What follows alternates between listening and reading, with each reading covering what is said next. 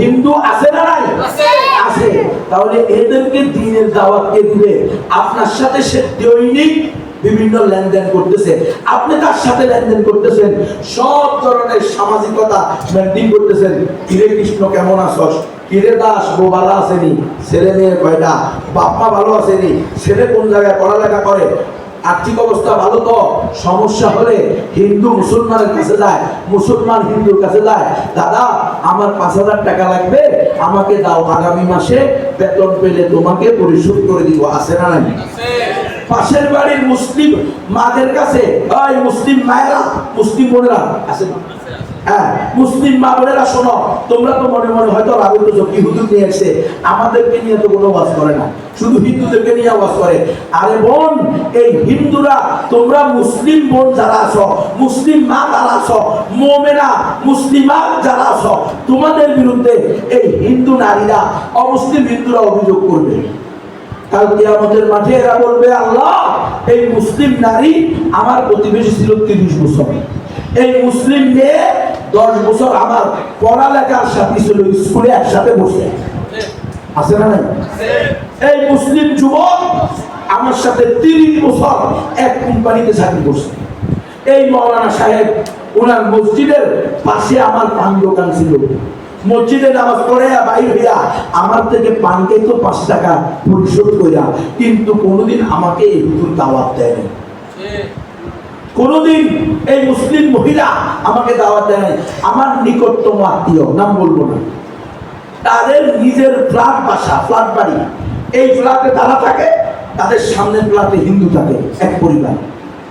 এমন সম্পর্ক, ওই আমার আত্মীয়ের মেয়ের জামাইয়ের বক্তব্য হলো, আমার শাশুড়ির চেয়েও কেমন জানি এই হিন্দু মহিলাটা আমার প্রতি বেশি কেয়ার করে।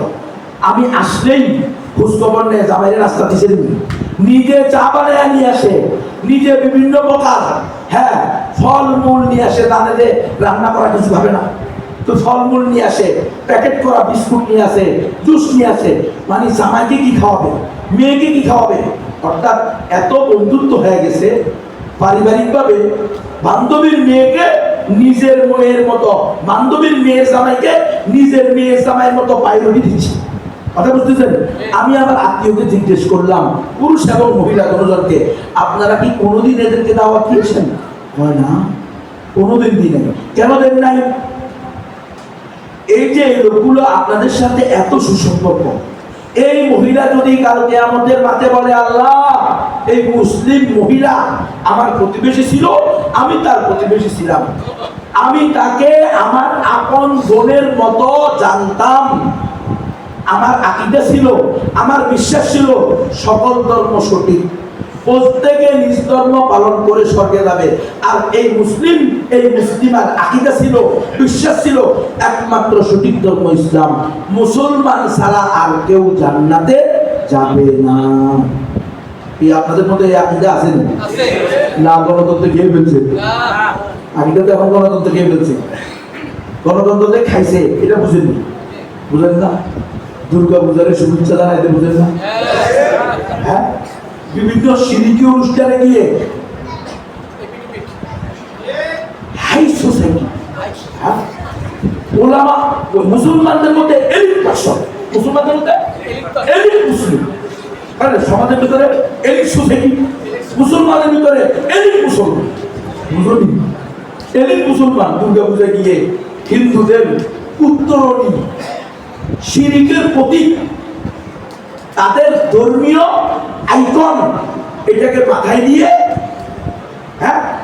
আকাশুল খাওয়াস, মুসলমান বলতেছে দিস ইজ মাই অনার, এই শিরকের উত্তরণী, এটা আমার সম্মাননা। মুসলমান কি বলতেছে?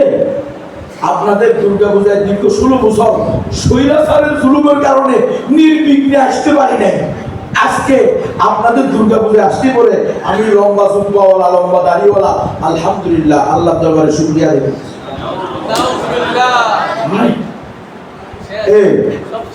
কেমনে দাওয়াত দিবেন অমুসলিমের? কারণ আপনার আকীদাই পরিবর্তন করে দিয়েছে গণতন্ত্র, আপনার ইমানকেই পরিবর্তন করে দিয়েছে গণতন্ত্র। কিভাবে সম্ভব? শিরিকের অনুষ্ঠানে গিয়ে কোন মুসলমান আনন্দিত হতে পারে না। শিরিকের শিরিকি অনুষ্ঠানকে রবের সাথে অংশীদার স্থাপনকে কেউ কি বলতে পারে যে আপনারা বুক ফুলিয়ে আল্লাহর সাথে শিরিক করেন? এরকম কথাও আজকে আমরা শুনতেছি। আপনারা বুক ফুলিয়ে দুর্গা পূজা করেন, বলে নাই? বলে নাই মুসলমান? এই মুসলমান, তাদের শিরিকের আস্থা কুড়ে গিয়ে, শিরিকের আস্তানা গিয়ে হিন্দুদের ধর্মীয় উৎসবের, ধর্মীয় হজ যেটা, সেখানে গিয়ে বলতেছে আমি চাই আপনারা এই বছর যেমনিভাবে আনন্দঘন পরিবেশে আল্লাহর সাথে 33 কোটি দেব দেবতার পূজার এই মহান কাজ পরিচালনা করে যাচ্ছেন, আমি চাই যেন আপনারা প্রতি বছর এইভাবে এই গুরুত্বপূর্ণ কাজ এই আনন্দঘন পরিষেবা পরিবেশে চালাইতে যেতে পারেন। মুসলমান, কিভাবে সম্ভব? আল্লাহর স্পষ্ট ঘোষণা, ওয়াইদ ক্বালা লুকমানু লিইবনিহি ওয়া হুয়া ইয়াইদুহু ইয়া বুনাইয়া লা তুশরিক বিল্লাহ ইন্নাশ শিরকা লাযুলমুন আযীম। আমার বৎস, যাই করো না করো আল্লাহর সাথে শিরিক করিও না, কারণ শিরিক হলো পৃথিবীর বুকে সবচেয়ে বড় অন্যায়। আল্লাহর স্পষ্ট ঘোষণা, ইন্নাহু মান ইউশরিক বিল্লাহি ফাকাদ হারামাল্লাহু আলাইহিল জান্নাহ, নিশ্চয় যারা শিরক করা অবস্থায় মারা যাবে তাদের জন্য জান্নাত হারাম। আল্লাহর স্পষ্ট ঘোষণা, ইন্নাল্লাহা লা ইয়াগফিরু আন ইউশরাকা বিহি ওয়া ইয়াগফিরু মা দুনা যালিকা লিমান ইয়াশা। যারা কুফর করবে, শিরক করবে, এমন অবস্থায় মৃত্যুবরণ করবে, আল্লাহ তাদেরকে কখনো ক্ষমা করবেন না। স্পষ্ট আল্লাহর একেবারে দায়িত্বহীন কথা, ইন্নাল্লাযীনা কাফারু ওয়া যালামু লাম ইয়াকুনিল্লাহু লিয়াগফিরা লাহুম ওয়া লা লিয়াহদিয়াহুম তারিকা ইল্লা তারিকা জাহান্নাম খালিদিনা ফিহা আবাদা। নিশ্চয় যারা কুফর করবে, শিরক করবে, এমন অবস্থায় মৃত্যুবরণ করবে, কখনো এমন হবে না আল্লাহ তাদেরকে মাফ করবেন না। ওয়ালা ইয়াহদিয়াহুম তারিকা, আল্লাহ তাআলা তাদেরকে ফাঁকফু করেও, কোনাকাঞ্চিতেও কোনো জান্নাতে যাওয়ার রাস্তা দেখাবেন না। ইল্লা তারিকা জাহান্নাম, তাদের একমাত্র ঠিকানা সেটা কি? জাহান্নাম। কয়দিনের জন্য? একদিন, দুদিন, 1000, 2000 বছর, 10,000, 20,000 বছর, 1 কোটি, 2 কোটি বছর, খালিদিনা ফিহা আবাদা। বলে আল্লাহ না রহমান রহিম কারীম সত্তার, আল্লাহ কষ্ট পাইব না, এত সুন্দর করে বানাইয়া এটার চিরস্থায়ী জাহান্নামে দিতে। আল্লাহ কয় ওয়া কানা যালিকা আলাল্লাহি ইয়াসীরা। কোন পার্থক্য রাখে নাই। কুফর শিরিক করনেওয়ালাকে আল্লাহ চিরস্থায়ী জাহান্নামে দিবে, কখনো ক্ষমা করবেন না। রাসূলের ঘোষণা, ওয়াল্লাযী নাফসু মুহাম্মাদিন বিয়াদিহি, উম্মত ওই পাকে রাতের শপথ যার কুদরতি হাতে আমি মুহাম্মদের জান, লা ইয়াসমাউ বি আহাদুম মিন হাদিহিল উম্মাহ ইয়াহুদিয়ুন ওয়ালা নাসরানিয়ুন। এই উম্মতের ইহুদি হোক, খ্রিস্টান হোক, অগ্নিপূজক হোক, অন্য কোন ধর্মের পূজারী হোক, অন্য কোন আদর্শের পূজারী হোক, সে যখন শুনলো আমি মুহাম্মদ আসছি আর সুম্মা মাতা ওয়া লাম ইউমিন বিল্লাযী উরসিলতু বি, এমন অবস্থায় মৃত্যুবরণ করলো, আমার আনিত জীবন বিধান, আমার আনিত শরীয়ত, আমার আনিত তাওহীদের উপরে বিশ্বাস করলো না, ইল্লা কানা মিন আসহাবিন নার, সে নিশ্চিত জাহান্নামীদের মধ্যে কি হবে? শামিল হবে। স্পষ্ট কথা। আল্লাহ রাসূলকে এক সাহাবী জিজ্ঞেস করছে, ইয়া রাসূলুল্লাহ মাল মুজিবাতান, হে আল্লাহর রাসূল, অবতারিতকারী দুইটা জিনিস কি, আমাকে একটু শিখিয়ে দেন। যে দুইটা জিনিসকে অবতারিত করে আল্লাহ রাসূল বলছেন, 1 নম্বর, মান মাতা ওয়া লাম ইউশরিক বিল্লাহি দাখালাল জান্নাহ। হে আমার সাহাবী, যে ব্যক্তি এমন অবস্থায় মৃত্যুবরণ করবে যে তার জীবনে শিরিকের ছিটে ফোঁটাও থাকবে না, সে জান্নাতে প্রবেশ করবে। অর্থাৎ কারো জীবনে, কারো ঈমানের মধ্যে, আকীদার মধ্যে শিরিক না থাকলে, কুফর না থাকলে, নিশ্চিত এই শিরিক না থাকা, কুফর না থাকা তার জন্য জান্নাতকে অবতারিত করবে। ওয়া মান মাতা ওয়া আশরাকা বিল্লাহি বিশাইইন দাখালান নার। আর যে ব্যক্তি এমন অবস্থায় মৃত্যুবরণ করলো যে আল্লাহর সাথে কোনো মাখলুককে অংশীদার স্থাপন করলো, শিরক করলো, সে নিশ্চিত জাহান্নামে যাবে। এতগুলো স্পষ্ট আয়াত, আরো হাজার হাজার শত শত আয়াত হাদিস আছে। পুরা কোরআন, পুরা শরীয়ত কুফর শিরকের বিরুদ্ধে, তাওহীদের পক্ষে, ঈমানের পক্ষে। এত কিছুর পরেও কেন মুসলমান আজকে এই গুরু দায়িত্বকে ভুলে গেছে? আমার ওই আত্মীয়কে জিজ্ঞেস করলাম, কোনোদিন দাওয়াত দিলা না, অথচ তুমি তার এত এত প্রশংসা করলা। কালকে আমাদের আমি বললাম, আপনার সামনে যদি আমি হিন্দু মহিলাকে একটা জোরে থাপ্পড় দি কষা, আর এই মহিলার কাল এটা রক্ত বেরোতে শুরু করে, আপনি কেমন দৃষ্টিতে নিবেন? এটা আপনার কাছে কেমন লাগবে? বলে অসম্ভব, আমি তো সহ্য করতে পারবো না।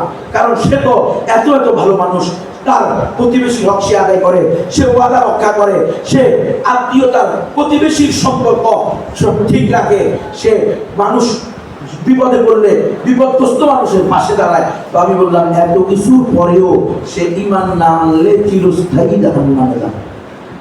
এই দুনিয়ার থাপ্পড়ের সে, এই দুনিয়ার চরের সে, এই দুনিয়ার তার হাত পা কেটে বেড়াচ্ছে, আখিরাতের আযাব হাজার কোটি কোটি কোটি কোটি কোটি কোটি দিয়াও এটা কি হবে না? এটা দিয়ে কি করবে? মালা আইনুন রাআত ওয়ালা উযুনুন সামিআত ওয়ালা খাতারা বিকলবি বাশার। তো যেরকম জান্নাতের ব্যাপারে, জাহান্নামের আযাবের ব্যাপারে, জাহান্নামের আযাব কি আপনি আর আমি এখানে কোনো উপমা দিয়ে বুঝাইতে পারবো? দুনিয়ার এই সমস্ত শাস্তি, এই সমস্ত আযাব, এই সমস্ত গজব, এই সমস্ত পেরেশানি, এই সমস্ত দুঃখ আখিরাতের জাহান্নামের দুঃখের তুলনায় নিচে নিচ কুছ ভি নেই হ্যায়। এক এক রে আল্লাহ, এক সাপের কামড়ই তো আপনার 70 বছরের দুঃখ কষ্ট, যদি আপনার একটু তার দুঃখ কষ্ট না, তবুও মনে করবেন আরে ওটাই ভালো ছিল,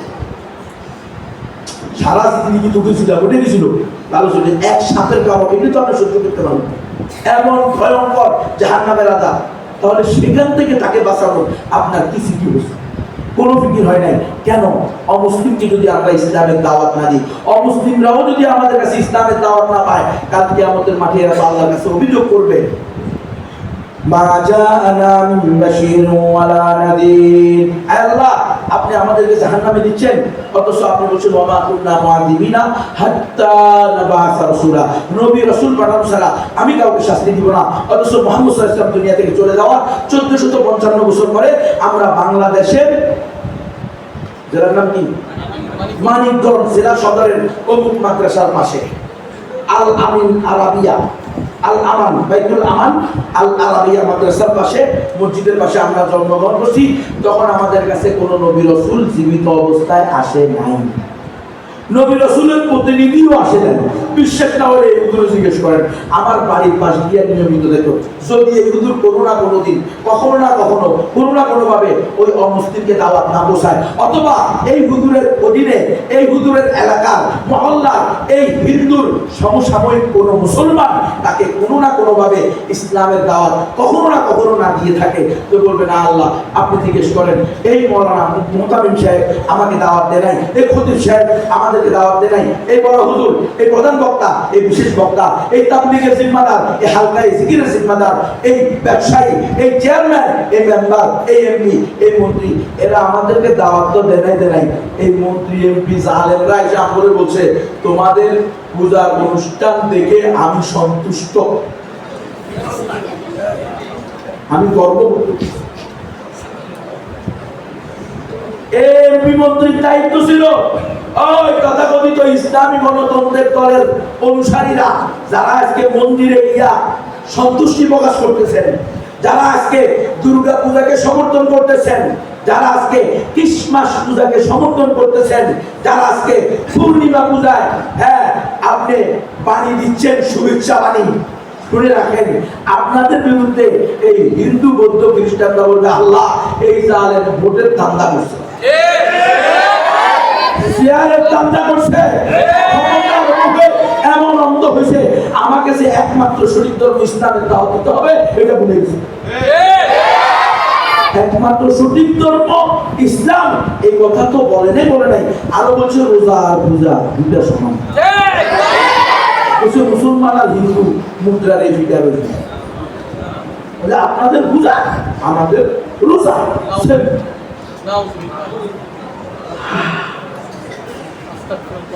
বলছে ওনা আল্লাহ বলি না বার বলতে মানে তাকিদ দাও, ডিসপ্লে ওপেন কর, টিপ দিলে তো হয়ে গেছে।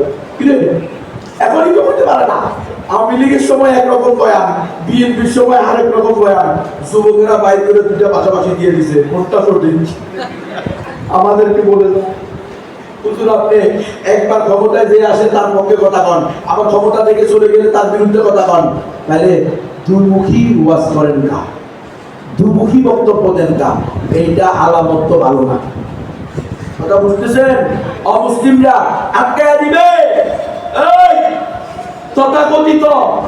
তথাকথিত নামদারি ইসলামী দলের তারা, যারা ইসলাম গণতান্ত্রিক ইসলামী দলের তারা, যারা পূজায় গিয়ে শুভেচ্ছা বিনিময় করেন, যারা পূজাকে সমর্থন করেন, যারা হিন্দু নারীদের ড্যান্স দেখেন,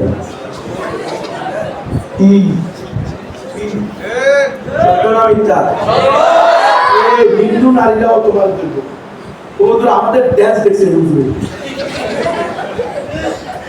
হুজুরে আমাদের ড্যান্স দেখছে, আমাদেরকে বলে নাই আল্লাহর বান্দিরা তোমাদেরকে দিয়ে আল্লাহ সৃষ্টি করছে, ওই আল্লাহর দেওয়া কালিমা পড়ো লা ইলাহা ইল্লাল্লাহ মুহাম্মাদুর রাসূলুল্লাহ ইহতাজিবনা, তোমরা পর্দা করো, আমার সামনে নাচিও না। আমি একজন মৌলানা সাহেব, আমি একজন সেকুলার সাহেব, আমি একজন ইসলাম ধর্মের উপদেষ্টা, আমি তো সকল ধর্মের উপদেষ্টা না। এমন মাইতি করে ভাই, সকল ধর্মের উপদেশ করার জন্য তোমার আল্লাহ বানাইছে মৌলভী সাহেব। আমার কথা কষ্ট পায় না আব্বারা ভাইয়েরা, আপনারা বড় হুজুর দেখে আপনার কষ্ট লাগে, উনি যে আল্লাহর সাথে নাফরমানি করছে সেটা কষ্ট লাগে না? বেগানা নারীদের উনি যে ড্যান্স দেখলো, এটা আপনার কষ্ট লাগে নাই? তো আপনিও আরো বড় পাবেন। বড় হুজুরা শুনবে কোন হুজুরের জন্য কি হারাম কাজ করার অনুমতি আছে নাকি? কবিরা গুনাহ করার অনুমতি আছে নাকি? তাই না? এটা যদি আপনি আজকে না বলেন, কালকে বলবে এত বড় হুজুরের কাজ করছে, আমাদের মতো হুজুরের বের কাছে আমি তো মুয়াজ্জিন সাহেব, আমি তো পাতি নেতা, আপনি তো হলেন এলাকা একটা ছোট্ট হুজুর, আর উনি ছিলেন সকল ধর্মের উপদেষ্টা। এই জন্য উনি বলছে বুক ফুলাইয়া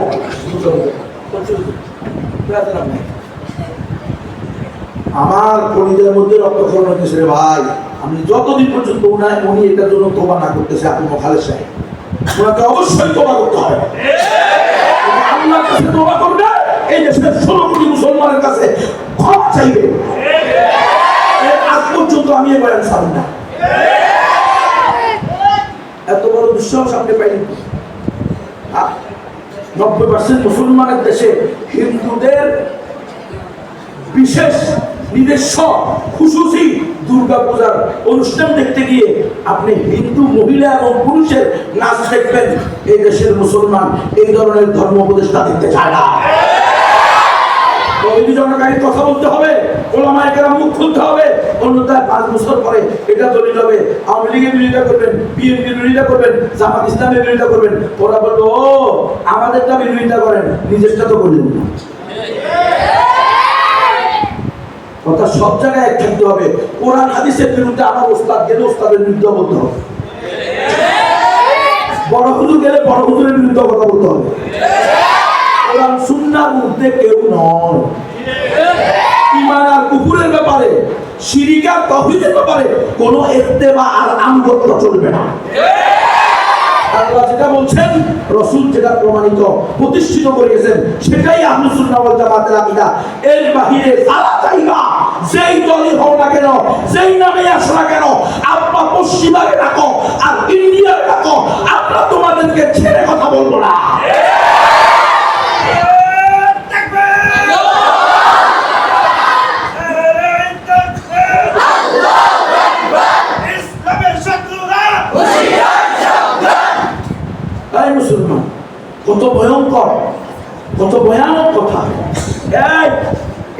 হিন্দুরা, আরে তোমরা তো এমন এক ধোকায় পড়ছো, আরে বোকারা। কারণ কোন প্রকৃত মুমিন মুসলমান ইমানি গায়রত যাদের ভিতর আছে, ইমানি গায়রত বলার আত্মমর্যাদা বোধ। তুমি যে মুসলমান, এই আত্মমর্যাদা বোধ যাদের ভিতর আছে, আমার মনে হয় তারা গণতন্ত্রকে সমর্থন করতে পারে না। আচ্ছা, যে কোনো ভাবে তাবিল করি, উল্টা পাল্টা, হ্যাঁ তাবিলে ফাঁসে, তারপরে এগুলোকে ওজোর বানাইয়া নিজেরা মাহফুজ সাইজা সব কিছু আছে, হাত পা সেন শক্তি পয়সা টাকা পয়সা দেন না, 1 কোটি টাকা টাকা কিনে দিচ্ছে, ক্ষমতা আছে না নাই, টাকা আছে না নাই, সব কিছু আছে, সব কিছু থাকার পরেও আমরা মাহফুজ, মাহফুজ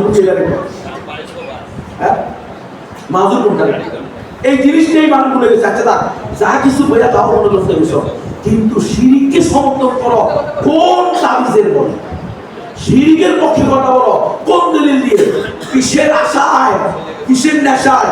গত পরশুদিন আমার সাথে এক মুসলিম ছিল, হিন্দু থেকে মুসলমান, প্রায় 20 বছর 30 বছর হয়ে গেছে মুসলমান। সে আমাকে বলছে, শেখ আমি আপনাকে আল্লাহর কসম করে বলি, আমি ইনশাআল্লাহ গুনাহ করব না, আল্লাহর কসম করে বলি আমি গুনাহ করব না, আল্লাহর কসম করে বলি, এই হিন্দুরা কখনো কখনো কখনো মুসলমানদের কল্যাণ চাইবে না।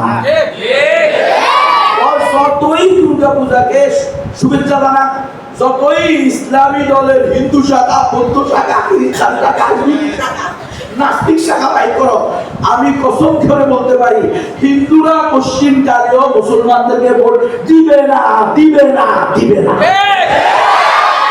আর যদি কোনো নামদারি মুসলমানের ভোট দেয় তখনই দিবে যখন তারা বুঝবে যতগুলো তারাইছে তার মধ্যে সবচেয়ে বেশি হিন্দুদের কাছাকাছি হয়ে দেয়, এই জন্য ভোট দিবে। আমি ওর কথা শোনা করে বললাম যে কেন ভাই, কেন কেন? কত বিশ্বাস করেন আমাদেরকে জন্মগতভাবে, পারিবারিকভাবে, ধর্মীয়ভাবে ইসলাম বিদ্বেষী, মুসলিম বিদ্বেষী, ইসলামের বিরুদ্ধে বিদ্বেষ, মুসলমানদের বিরুদ্ধে বিদ্বেষ, খালি শত্রুতা না, শত্রুতার উপরে বিদ্বেষ পোষণকারী হিসাবে তৈরি করা হয়, যে পশ্চিম কালেও জীবন গেলেও কোনো মুসলমানকে নিজের জন্য বন্ধু হিসাবে গ্রহণ করা যাবে না, উপকারী মনে করা যাবে না। বলে তো আমরা দেখি বাহ্যিকভাবে অনেক হিন্দু আর মুসলমান ভাই বন্ধু বন্ধু দেখা যায়, বলছে সে তার বন্ধুত্ব এই মুসলমান থেকে কোনো না কোনো উদ্দেশ্য হাসিল করার জন্য করছে, এটা হলো তার কৌশল, তার হেকমতে সে মুসলমান থেকে তার স্বার্থ হাসিল করে নিতেছে। কিন্তু পশ্চিম কালেও কোনোদিন কোন হিন্দু মুসলমানকে ভোট দিবে না। বন্ধুরা আপনি জানেন হিন্দুরা আপনাদের এক একটা ইবাদতের পিছনে এক একটা গল্প বানিয়েছে। এই যে আপনারা সিজদা করেন না, সিজদার একটা গল্প আছে, রুকু করেন না, রুকুর একটা গল্প আছে, এরপরে বসে থাকেন না, এটার একটা গল্প আছে, এই যে সিজদা করেন না, এটাকে সিজদা এরা বলে কি দেখছস, এরা দেখ ঈশ্বরের বুঝতে বুঝতে বুঝতে যখন ঈশ্বরের পায় নাই এখন মাটির ভিতরে মাথা ঢুকতেছে, আর আমরা ঈশ্বরের পায়ে গেছি, এই জন্য আমাদের মাটিতে মাথা লাগানোর দরকার। এরকম সে আমরা একটা বলছি, এরকম প্রত্যেকটা আপনাদের হজের ব্যাপারে, আপনাদের যাকাতের ব্যাপারে, আপনাদের রোজার ব্যাপারে, আপনাদের নামাজের এক একটা রুকুনের ব্যাপারে ইসলামের তাদের এক একটা গল্প, বানোয়াট গল্প দেওয়া আছে, নাটক দেওয়া আছে, ইতিহাস দেওয়া আছে। পশ্চিম কালেও এরা মুসলমানদের বন্ধু হবে না। সে কথা বলার সাথে সাথে আমার মাথার ভিতরে টান করে বেজে উঠল, ওয়ালান তারদাল ইয়াহুদু ওয়ালান নাসারা হাত্তা তাত্তাবিয়া মিল্লাতাহুম। আমার হাবিব এই ইহুদি খ্রিস্টানরা যতই আপনাদেরকে আপনি যতই ওদের ওখানে গিয়ে বলেন যে দিস ইজ মাই অনার, শিরিকের শিরিকের কি আইকন, আইকন মানে কি প্রতীক, শিরিকের প্রতীক, এটা আমার সম্মাননা। ও হিন্দু দাদা দিদিরা, তোমাদের মাঝে আসতে পেরে আমি গর্ববোধ করতেছি। তুমি যতই গর্ববতী হও না কেন, মানে গর্বে গর্বিত হও না কেন, তুমি দুঃখিত, তুমি যতই গর্বে গর্বিত হও না কেন, অমুসলিমদের শিরিকি অনুষ্ঠানে গিয়ে তারা পশ্চিম কালেও তোমার উপরে সন্তুষ্ট হবে না। ওয়ালাম তারপর ইম্পসিবল, লাম মানে ইম্পসিবল, পশ্চিম কালেও সম্ভব না, কখনো হবে না। হাত্তা তাত্তাবিয়া মিল্লাতাহু, যতদিন না তোমরা তাদের ধর্ম গ্রহণ করবা। এই জন্য এখন দেখেন না, ইসলামী গণতন্ত্র করতে করতে করতে করতে এমন এমন কথা বলা শুরু করছে, যেই কথা নাউযুবিল্লাহ ঈমান থেকে বের করে দেওয়ার জন্য একটাই যথেষ্ট। হ্যাঁ, ফখরুল ইসলাম আলমগীর সাহেব মুসলমান না হিন্দু? ফখরুল ইসলাম আলমগীর সাহেব মুসলমান না হিন্দু? কথা বল না কেন? কেউ কথা না। পশ্চিমাদেরকে খুশি করার জন্য উনি বলছে কি, যে আমরা ইসলামী শরিয়া চাই না। এখন কোন মুসলমান যদি এই কথা স্পষ্ট বলে যে আমরা ইসলামী শরিয়া চাই না, নিশ্চিত সে বেঈমান। আরেক দলের নেতা নেত্রীরা গিয়ে বলতেছে আমরা ক্ষমতায় গেলে ইসলামী রাষ্ট্র প্রতিষ্ঠা করব, আমরা ওয়েলফেয়ার স্টেট প্রতিষ্ঠা করব, কল্যাণ রাষ্ট্র। বলে কেমন? বলে যেখানে নারী পুরুষে ভেদাভেদ থাকবে না, ধর্মে ধর্মে ভেদাভেদ থাকবে না, যেখানে নারীদেরকে পোশাকে বাধ্যবাধকতা দেওয়া হবে না, স্বাধীনতা দেওয়া হবে, মন চাইলে বোরকা পরবে, মন চাইলে বিকিনি পরবে। তো এবার ফখরুল ইসলাম আলমগীরের এই কথা আর এই হুজুরের এই কথা, দুই কথার মধ্যে পার্থক্যটা কি? ফখরুল ইসলাম সাহেব ডাইরেক্ট বলছেন, আর উনি একটু ঘুরে বলছে আমরা ধর্মে ধর্মে ভেদাভেদ করবো না, নারী পুরুষে ভেদাভেদ করবো না। তো এটার নামই তো নাস্তিকতা। ধর্মে ধর্মে ভেদাভেদ না করলে, নারী পুরুষে ভেদাভেদ না করলে নাস্তিকতা আর কোনটা? এটাই তো ইহুদি খ্রিস্টানদের ষড়যন্ত্র। তারা তো এটাই চায় যে ধর্মে ধর্মে ভেদাভেদ উঠে যাক। ওই যে সকল ধর্ম সঠিক, তো যে বলবে সকল ধর্ম সঠিক, ওই তো নাস্তিক কাফের, ঈমান শেষ। তো অমুসলিমদের মাঝেও ইসলামের দাওয়াত দেওয়া থেকে আমাদেরকে কোন জিনিস বাধা দিয়েছে? এর অন্যতম একটা মাধ্যম হলো এই গণতান্ত্রিক জীবন ব্যবস্থা। এই গণতান্ত্রিক জীবন ব্যবস্থা, রাষ্ট্র ব্যবস্থা আমাদেরকে ভুলিয়ে দিয়েছে। কারণ সেখানে শিখেছে ধর্ম যার যার, উৎসব সবার, সকল ধর্ম, সকল মতবাদ, সকল আদর্শ সঠিক। কথা বুঝেন নাই? সবার উপরে মানুষ সত্য, তার উপরে নাই কেউ। এগুলো গণতন্ত্রের স্লোগান। এগুলো দিতে দিতে দিতে আমাদের এলিট পার্সনের অন্তরেও বসে গেছে, যার কারণে এলিট পার্সন শাইখুল হাদিসের সার্টিফিকেট নিয়ে নর্তকীদের ডান্স দেখছে। এই জন্য আমরা বলি বাবারা, এই গণতন্ত্র দিয়ে ইসলাম প্রতিষ্ঠা সম্ভব না। এই গণতন্ত্র করতে করতে করতে করতে এক সময় আপনারা নাস্তিক হয়ে যাওয়া সম্ভব, কিন্তু ইসলাম প্রতিষ্ঠা সম্ভব না। বলে গেলাম, দেখেন কতটুকু ভয়ঙ্কর।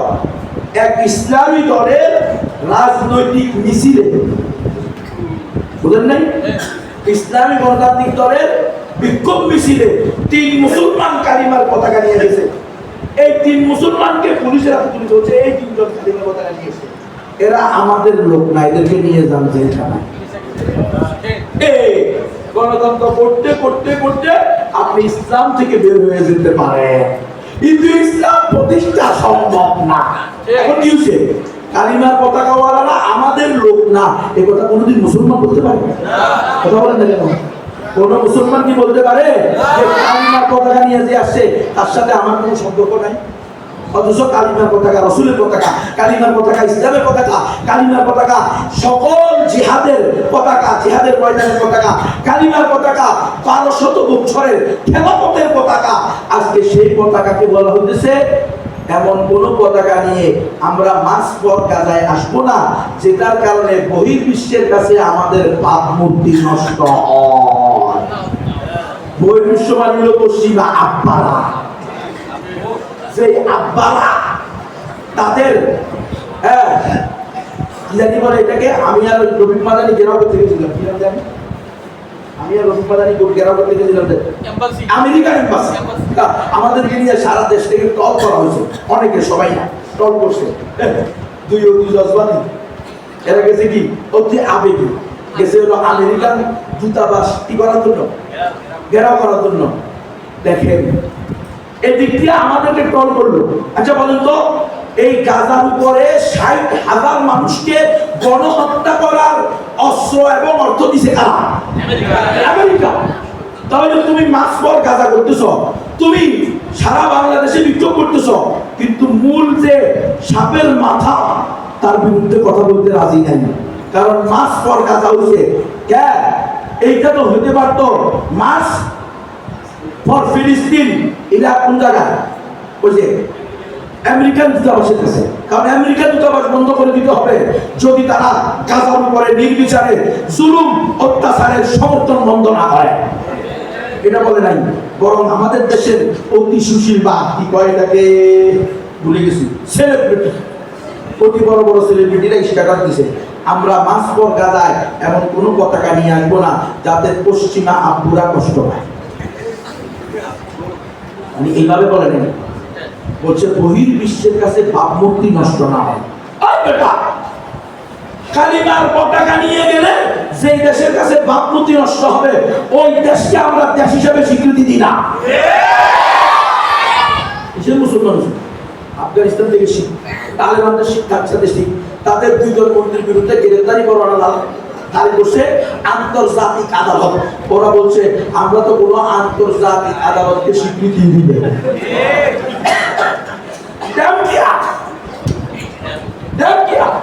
কিসের জাতিসংঘ? জাতিসংঘ খায় না, মাথা দেয়। জাতিসংঘ আবার কি? এটা কি চিড়িয়াখানা পাওয়া যায়? কি রে? সেই জাতিসংঘে মুসলমানদের কোনো অধিকার নাই, সেই জাতিসংঘে জাতিসংঘ মানতে আমরা রাজি না।